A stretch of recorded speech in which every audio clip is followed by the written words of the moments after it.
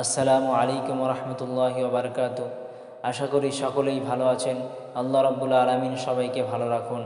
প্রিয় ভাই, আমাদের সম্মুখে শবে বরাত অর্থাৎ লাইলাতুন নিসফে মিন শাবান, 15 শাবানের মধ্যবর্তী রাত আগত।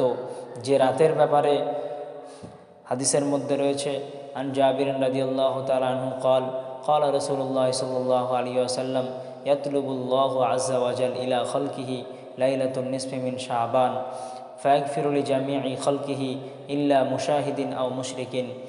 অর্থ, হযরত জাবির রাদিয়াল্লাহু তাআলা আনহু বলেন, প্রিয় রাসূল সাল্লাল্লাহু আলাইহি ওয়াসাল্লাম বলেছেন, এই রাতে আল্লাহ রাব্বুল আলামিন মখলুকের ভাগ্য নির্ণয় করেন এবং সমস্ত মখলুককে আল্লাহ রাব্বুল আলামিন মাফ করে দেন। দুই শ্রেণীর মানুষ ছাড়া।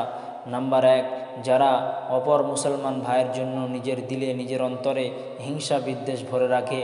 নাম্বার 2, ওই শ্রেণীর মানুষরা যারা আল্লাহ রাব্বুল আলামিনের সঙ্গে শিরিক করে।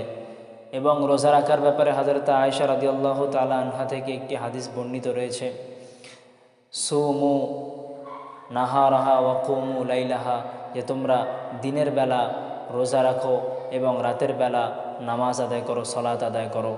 আল্লাহ রাব্বুল আলামিন আমাদের প্রত্যেককে বেশি বেশি করে আমল করার তৌফিক দান করুক এবং এই রাতে দোয়ার মাধ্যমে, সালাতের মাধ্যমে আল্লাহ রাব্বুল আলামিন